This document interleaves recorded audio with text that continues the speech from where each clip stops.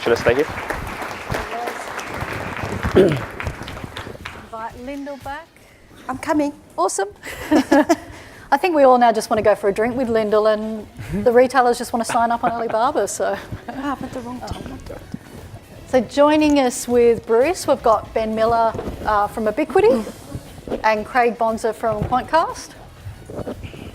Welcome, Craig. I'll come and sit next to you, shall I? Yeah, come and sit here. And we're going to drill into digital transformation a little bit more, and we'll try and make this a bit of fun and get some sort of pointy answers for maybe some of your questions, some, dare I say the horrible word, actionable stuff out of this panel. So we've heard from Lyndall and Bruce a little bit. I might just quickly get Craig and Ben to tell us a little bit. So digital transformation, that word's used to mean a myriad of different things. For Quantcast, what does that mean for you and your clients? It's a bloody good question, I think. I mean, for us, we've kind of been on the journey with lots of clients. I mean, almost everybody we're talking to is on that digital transformation journey. I guess kind of what it means for us is generally speaking, trying to be a bit of a consultant along that journey, right. Helping them with things like, if you're talking from an infant perspective, somebody that has literally just started that transformation, it's probably moving them from traditional media to a bit more advanced digital media. Or if you're talking about something that's a little bit more advanced or more like an adult in that sort of evolution, it's probably talking around things like onboarding their data. How do we use that data to upsell, cross-sell? Talking about topics like attribution, like how do we do that better? I guess kind of going into the weeds a little bit more of how that operates in a digital environment. Okay. Ben, do you sort of, part of the Ebiquity family, step back a bit more in terms of how you look at the world? Yeah, maybe. I asked a few of our clients what digital transformation means for them. The general response I got was a bit of a wry chuckle, a little bit of cynicism. I think there's probably a bit of buzz around the term digital transformation amongst the clients that we work with.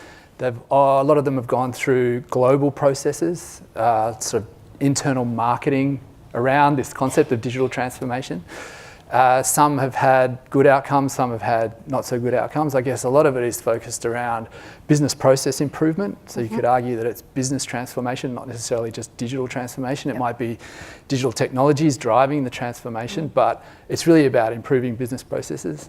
From a media point of view, obviously there's a lot of clients that are trying to shift dollars towards digital media, and there's been a big focus on that. It's quite an interesting conversation when you have with marketers about what the number should be, dollars to be invested in digital. I think that's kind of interesting part of it, where you might be globally told you need to invest this much money in digital. So how do you get there, the transformation process, to be comfortable in your investment to make sure you're doing the right thing when you do that? So it can mean a lot of different things to different people, but I feel like everyone's, like you say, have gone through a bit of a journey in this area. It'll be interesting to see where it goes from here. Yeah.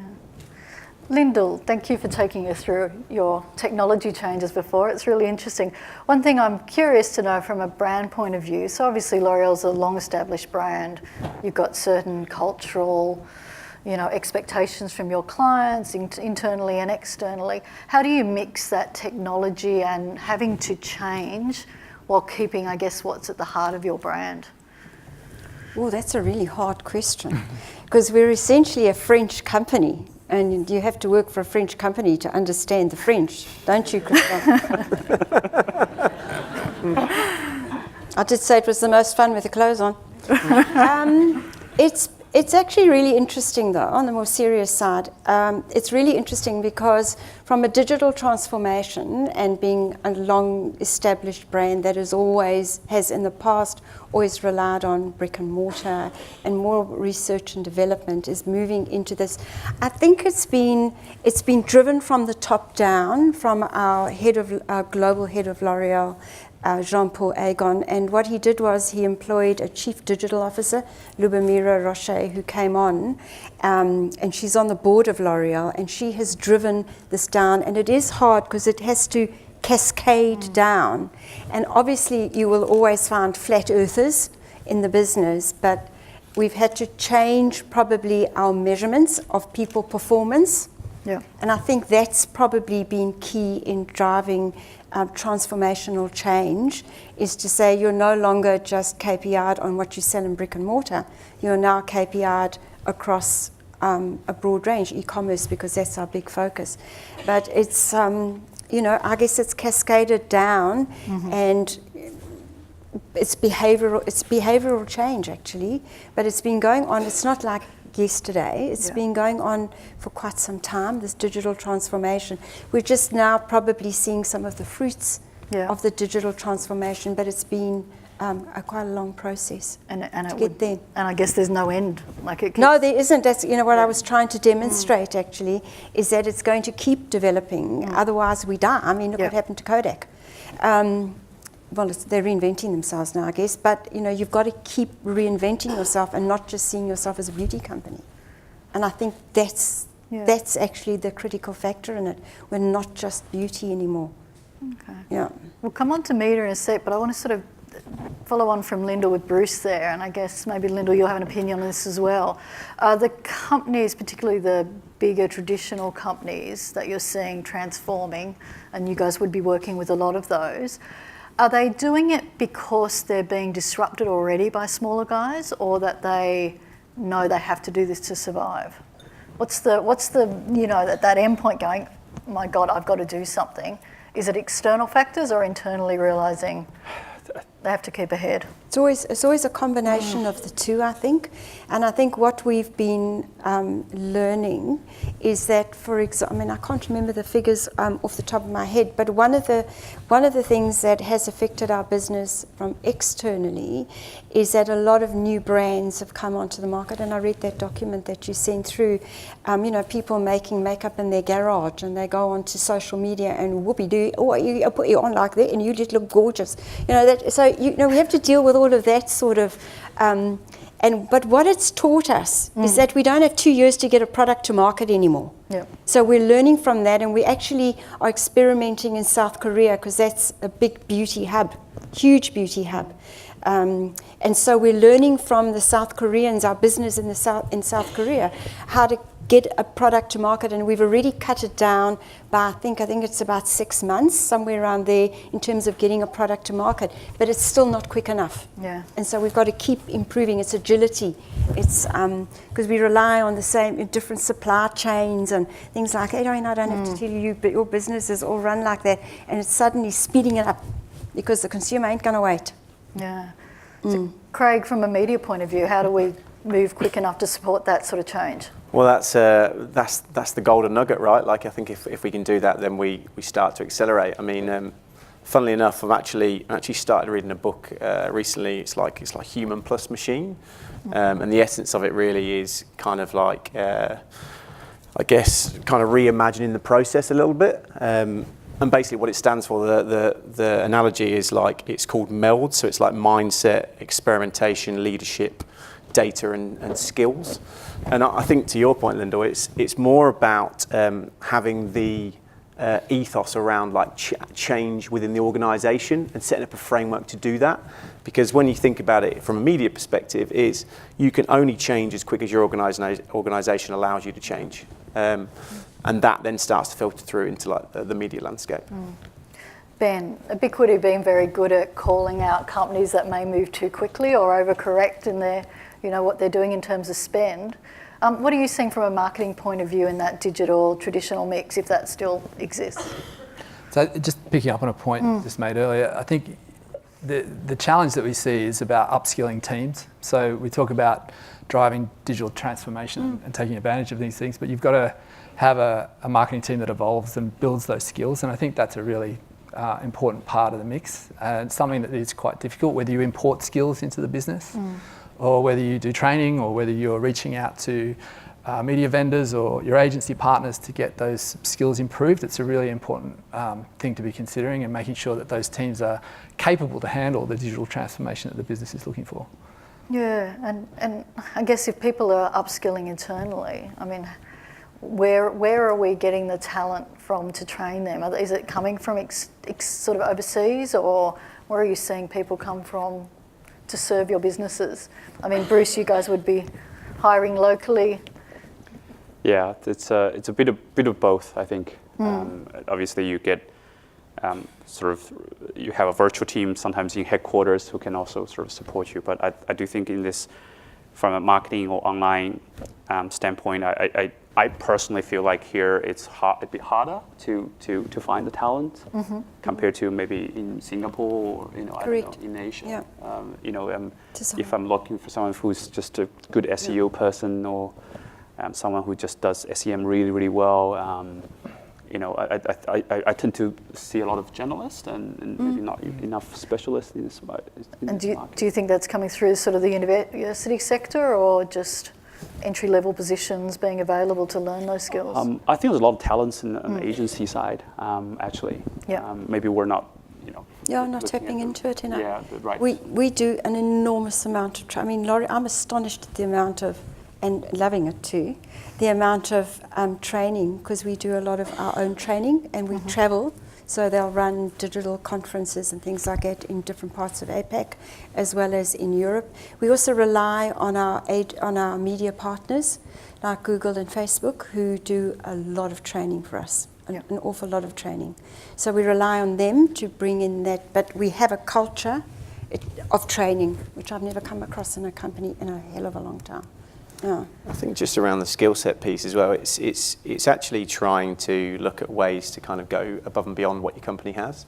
So I know with us, like, we have our engineering hub in HQ in San Fran, but what the guys have started to do is they've started to outsource a lot of projects to other places in the world where it can be project-based, project-led, where we have a shortage of probably you're wrestling for the best engineers in the world in San Fran, but what about in India or in China or South America, and outsourcing some of those projects starts to bring together that globalization of an outcome, I guess, as well. Bruce, I might put you on the hook for this. So you're working obviously with a lot of brands and you've got a lot of data on the consumer behaviour of how people are interacting, what they're buying. How do you help the brands on your platform understand that change in behaviour and empower them, I guess? Yeah, it's well, the short answer is to big data analytics, and hopefully in the future AI. Right now, there's a platform called Alibaba within the group. You can think of that. I think Amazon had reported a $4 or $5 billion in their ads revenue these days as well. I think that's sort of probably similar for people to use to sort of understand. So we provide the know-how to the brand, so they know when it's about showing up yourself and or the brand and the promotion, whatever that it might be, in the right time to the right audience, and that we can provide a lot of guidance for the brands that on our platform. I just want to mention that point. From a digital transformation standpoint, we didn't. I guess people tend to think of us, oh, you guys are born in the cloud. Obviously, you get it, but it's not. It's also very, very hard. And I mean. And we didn't. I don't think we choose to do what we do. And our system is reaching. I think back in 2010, if I'm this way before I joined the company. But the story that I was told is, at the time, the system is on the brink of a crashing, literally, because of the volume and the scaling up, and we're running to a point where the IT spend and the digital spend, or whatever you call it, infrastructure or the plumbing of this company that powers everything that we do, is about to crash, and that model is just not sustainable. So we didn't choose cloud. We didn't say, oh, gee, we need to do cloud computing 10 years ago, and because we didn't have a choice. Instead of building it ourselves, and if we continue to buy, database from Oracle, whoever, we won't even break even. So instead, we said, okay, and that's a very painful process, and because you have to eventually, there are different business units, you have to eventually consolidate everything to one data, one customer ID, one service, one platform, and there are stakeholders in each one of the politics and all of that, and to be able to overcome that, and itself is a transformation. Sometimes not technology related, right? It's processes and.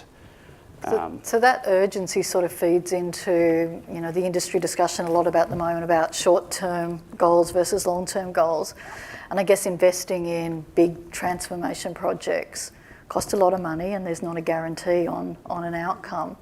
How the brands that you're working with balancing that out in terms of making a leap of faith while still hitting whatever sales targets you've got to meet tomorrow, because that doesn't stop, unfortunately. No, it doesn't stop. Yeah.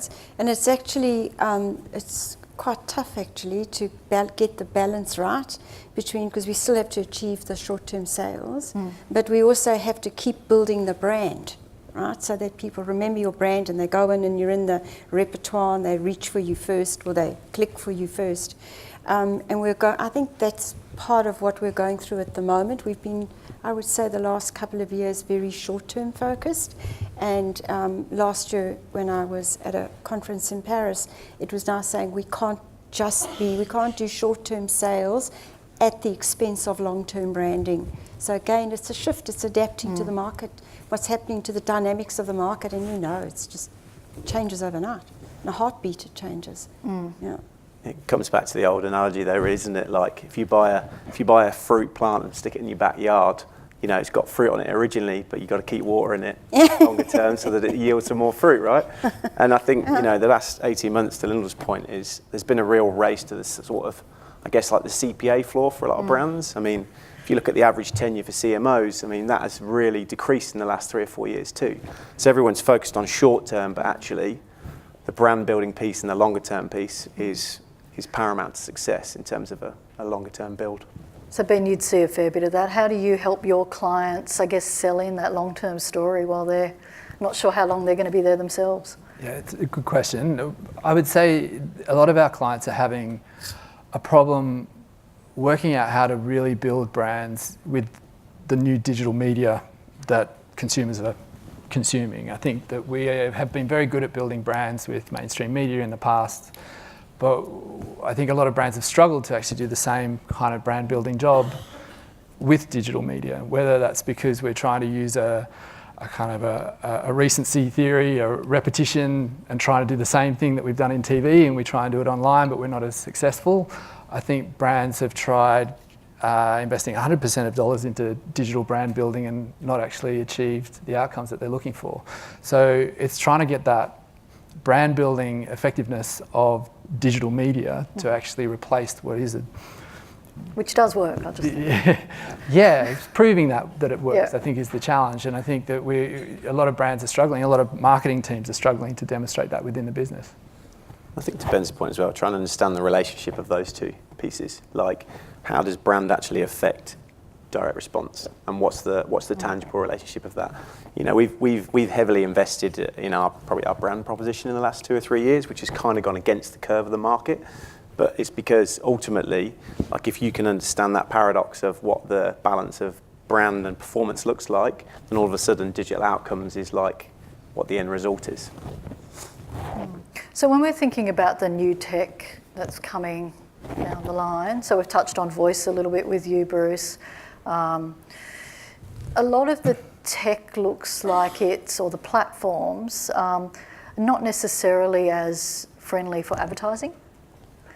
So what does that transformation for brands in terms of reaching new consumers look like for the industry? And that's a question I need to ask myself, but from your point of view, in terms of movement in media to very either commerce focused or very consumer driven, voice answers to a question. Obviously marketing opportunities there, but less ad opportunities.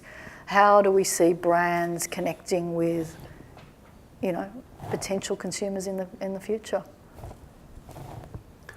Well, no one wants that one. She said we had the answer to that. We wouldn't have come on. They paid their money, they want the answer. I'd be wearing Chanel on the yacht with a gigolo. Let me tell you right now.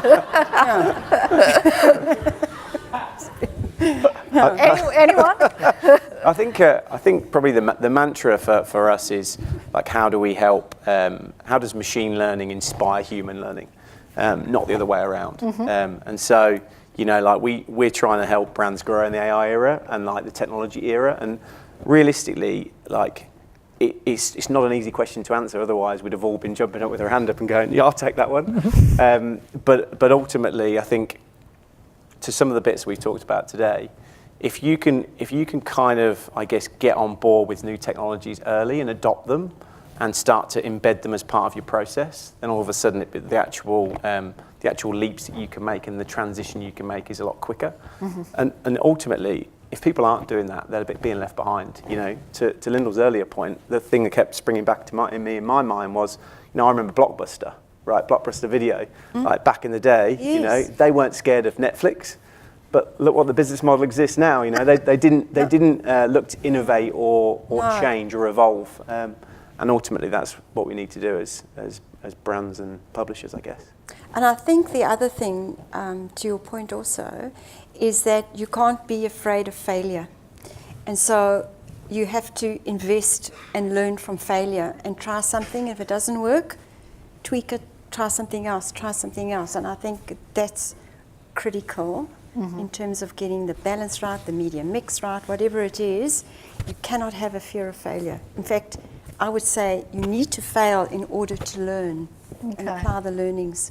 That leads us on to our last couple of questions quite nicely. And hopefully you've read the last little bits I added to the agenda. If I could have from each of you an example, and I'll flip the fail one first, of something that hasn't worked for you or a client as well as you're expecting. One example, you know, a real example of something that you're expecting to go gangbusters and it just didn't work. Anyone want to pick that one up? Jeez. Ben, you Come keep on. looking at me. How long have you got, okay? Yeah, Just couple one. of What was the vodka. most disappointing? No, but we learn from all our product launches. You know, we're this great big launch machine, right? And as I say to people, I work across 120 campaigns a year. How am I supposed to remember what happened on the 22nd of January? And I know I'm L'Oreal Wikipedia, but that's pushing it, right? So I think we learn so much from being this huge launch machine. And in fact, we've learned from being a launch machine that what we've done is we've strayed away from our core brands. And so we're going back now to our pillar brands and making sure that our pillar brands are always supported. Yes, have all the, you know, the sex and the sizzle and all the, you know, fabulous stuff that comes out. But you've got to maintain investment in the brands that that made you famous and keep you famous and adapt and evolve them and keep doing that the whole time. We have to keep doing that the whole time. Yeah. I think as well as if you're going to fail fast. Like, yes, I heard someone say that yesterday. Businesses they're not very forgiving if you take 6 months to fail. No. I think an example for us in terms of what we've done is we ran a few campaigns whereby a client's been obsessed that using their data as like the seed source to which we go and try and find new audiences has been the paramount to success. We've done that, and actually quite quickly we've seen that it's not comparable to how we go after audiences on the internet in comparison. And it's quite difficult to say to a client, your audience is probably not as good as our audience from like a comparable perspective. But sometimes, you know, at the end of the day, the proof's in the pudding. So, you know, if you can deliver better results over here, then ultimately we should be working to an outcome rather than what you think works. Yep. Okay, if no one wants to admit failure, this is where we're at. Oh no, we've got. I can tell you the products that I remember that haven't worked. But you know what? So what? Yep. Right? Where is it written that you can't fail? Right? It's something that's drummed into great. us at school. You're not allowed to fail. But we've got a graveyard of products. Right? And because I've been involved with L'Oreal for so long, when they say something, I go, "Excuse me, that product didn't work." Right? And so, but it doesn't matter. It really doesn't matter, because I think you learn from it and you apply the learnings and you put that into new products, because the market is changing so much. What worked 10 years ago sure as hell ain't going to work today. And I think that's the beauty of failure, that you learn from it.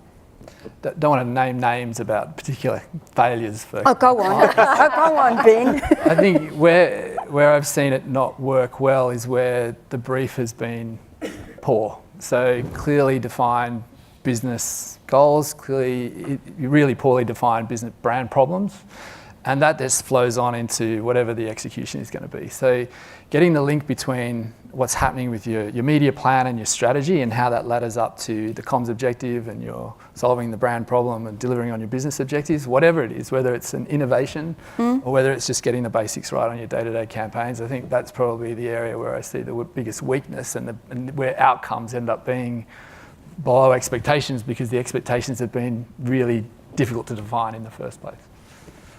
I think that's a really good example. Metrics that matter, outcomes is ultimately the sweet spot, right? Yeah. And Bruce, for you dealing with brands, they'd be the complete spectrum of where they're on a digital transformation spectrum. How, I guess as a platform, how do you deal with that mix of clients and try and treat them all equally, I guess, to an extent? Yeah, I think you have to meet where they are. I think you can't force things. You know, there may be brands. For example, they want to more have a brand push. The solution could be a tailored website or campaign. Help them to build a tailored go-to-market strategy, or maybe work with the key influencers in the markets that we use a lot. The live stream happens a lot in Asia these days, for example. We use a lot of influencers in that. Or some other brands, they don't even want to build a website. You already have a platform. Why do I need to build a site? We'll just put it up there, and so it really depends. I think. Yeah. Okay. We got any questions from the floor for this fantastic group? Here's your chance. Get some tips.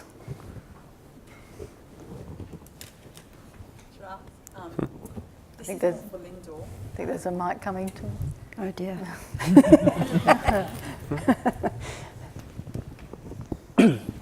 This is more for Lyndall, but thinking of a lot of big traditional companies, when you think about innovation, it's normally linked to product in some way. So whether it's format, packaging, or actual liquid in the bottle, or whatever that is. So I guess thinking of is it Modiface? Yes, Modiface, yeah. That's, I guess, innovation in a more of a consumer-centric solution where your brand is relevant as part of that tech. How do you guys even start that journey internally? I guess I think of a lot of companies where you have traditional product innovation teams, but how do you set that up and how do you even start? Well, I know we've had incubation and laboratories. So Modiface wasn't our first foray or step into doing something, a technology and linking it to consumer. We had something we launched a couple of years ago, which was called Makeup Genius. And that was our first, and it was probably first generation of what I showed in my presentation. But I think to go back to answer your question, the mindset started quite a while ago, and I think the brave move by our global CEO was to bring on board someone who came from and whose background was in startup companies, and as the chief digital officer, and she's actually put our share price has actually went up when she joined, and it's gone up just recently with the launch, with the purchase of it. And I think it's how we're going to develop is through acquisition. We've got, I think, a laboratory in the States. We've got one in the UK. I'm sure we've got one in China, because China is now our biggest market. It's overtaken the USA. And so I think it's just the culture has filtered down. I'm not sure if that answers your question. I guess, do you start from an insights team, looking at that being a problem? I guess you spoke to it being a friction point in store that people didn't want to get. It did start with an insights, but I think it was probably a realization that we needed to change the way we were going to market and how we were serving our customers. So it started quite a few years ago with saying we have to be consumer-centric, and rather than just paying lip service to it, what are we going to do? Some of it was the physical manifestation of employing the right people, and then they started driving the change through the various countries, because it's quite hard when you think of how big, not like Alibaba, but sort of feels big to me. But yes, and then also seeing opportunities like the deals we have with Alibaba, and we advertise quite a lot in WeChat. and what we call the global shopper, which are the Chinese tourists that you spoke about. A large part of our luxury business is the global shopper, those 1.2 million, hopefully 3 million very soon, coming in and buying our products, the luxury products. Thank you.